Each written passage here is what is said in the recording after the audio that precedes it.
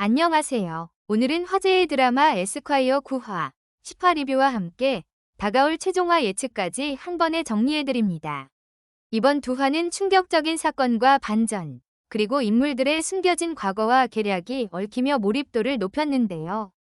끝까지 함께 보시죠. 9화에서는 한 여의사 최지수가 비행기 안에서 성폭행범 김병수를 응급처치 도중 사망에 이르게 한 사건이 중심입니다.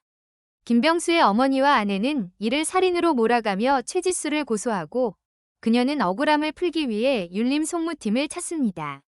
윤석훈과 강효민은 사건의 진실을 파헤치며 김병수가 과거 7세 여아를 납치 성폭행한 전력이 있음을 알게 됩니다. 그리고 최지수가 과거 그 사건의 담당 의사였다는 사실이 밝혀지죠. 그녀는 그때 이렇게 말했었습니다. 하필이면 민소리를 담당했던 제가 저 사람을 살려야 할 확률이 얼마나 된다고 생각하냐. 죽을 사람은 그냥 죽게 두자. 이 발언이 결정적인 증거가 되어 그녀는 살인죄로 몰리게 됩니다. 그러나 부검과 의료 자료 조사 끝에 김병수의 사망 원인이 기저질환과 유전병이라는 사실이 드러나고 결국 불기소 처분을 받아냅니다. 9화의 핵심은 단순한 법정 공방이 아니라 뒤늦은 정의와 어른들의 후회, 그리고 피해 아동에 대한 늦은 사랑이었습니다.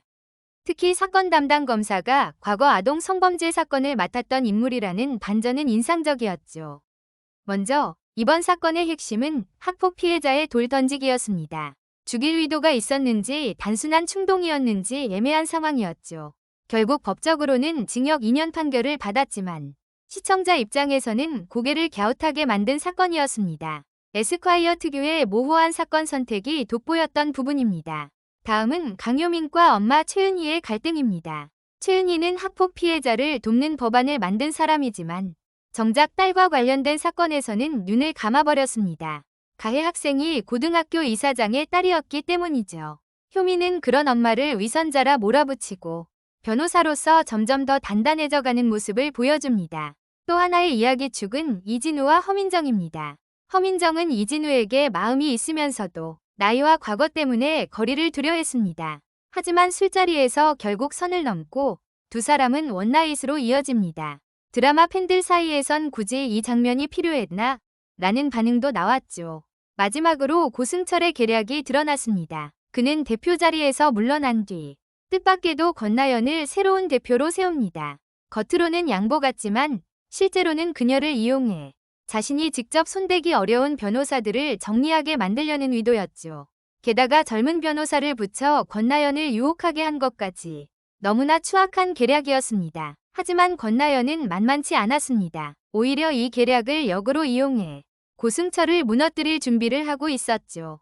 정리하자면 이번 10화는 학폭 사건의 애매한 판결, 강효민과 엄마의 갈등, 이진우와 허민정의 관계 진전, 그리고 고승철의 추악한 계략까지 굵직한 사건들이 교차하며 진행됐습니다. 앞으로 권나연은 어떤 반격을 보여줄까요? 그리고 이진우와 허민정은 진짜 연인으로 발전할 수 있을까요? 11화 예고에서는 권나연은 드디어 블루스톤 펀드와 고승철의 연결고리를 잡아냈습니다.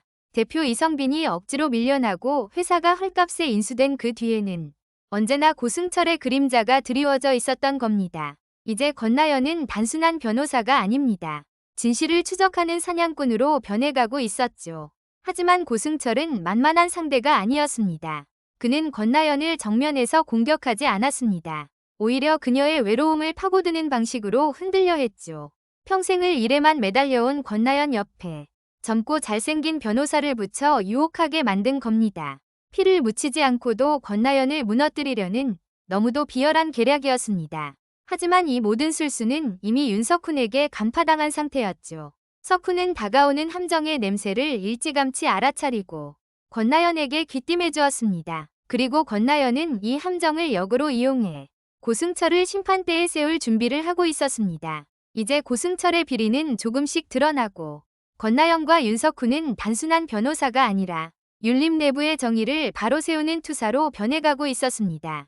그러던 중 11화 예고편은 충격적인 전개를 보여줍니다. 늘 냉정하고 흔들림 없던 윤석훈이 이번에는 자신의 가장 소중한 존재 때문에 흔들리게 되는 것이죠. 바로 그의 반려견이 납치와 학대의 위협에 놓였다는 사실. 더 충격적인 건 그의 전 아내가 이 사실을 알고도 아무 말도 하지 않았다는 겁니다. 과거의 배신에 이어 다시금 겹쳐진 상처. 석훈의 얼굴은 담담했지만 그 눈빛은 더욱 깊은 어둠을 품고 있었습니다. 그때 한 통의 전화가 울립니다. 강효민이었죠. 선배님, 이번 주말 그냥 저랑 하루 쉬시죠. 강아지도 함께요. 짧은 한마디는 차갑게 얼어있던 석훈의 마음을 살짝 녹여내렸습니다. 잠시나마 펼쳐진 따뜻한 하루. 그러나 동시에 또 다른 그림자가 서서히 드러나고 있었습니다. 바로 블루스톤 펀드와 고승철. 그의 음모가 본격적으로 모습을 드러낸 순간 누군가 석훈에게 경고하듯 말합니다. 고승철, 가만히 있지 않을 겁니다. 그리고 화면에 스쳐 지나간 고승철의 그림자. 그는 무심히 전화를 들고 이렇게 말합니다. 계획을 좀 앞당겨야겠군. 이제 남은 건 단 한 주. 마지막 남은 화에서 우리는 율림 내부의 권력 다툼이 어떤 결말을 맞게 될지 확인하게 됩니다. 과연 권나영과 윤석훈은 고승철의 추악한 계략을 막아내고 권력의 싸움이 끝난 자리에는 누가 진정한 승자로 남게 될까요? 그리고 예고편에서 석훈은 회사를 찾을 수 있겠다고 하이닉 코어 전 대표에게 말했듯이 모든 것을 되찾을 수 있지 않을까요? 여러분들의 생각은 어떠신가요? 댓글로 의견을 남겨주세요. 오늘 영상은 여기까지입니다. 구독과 좋아요 부탁드려요.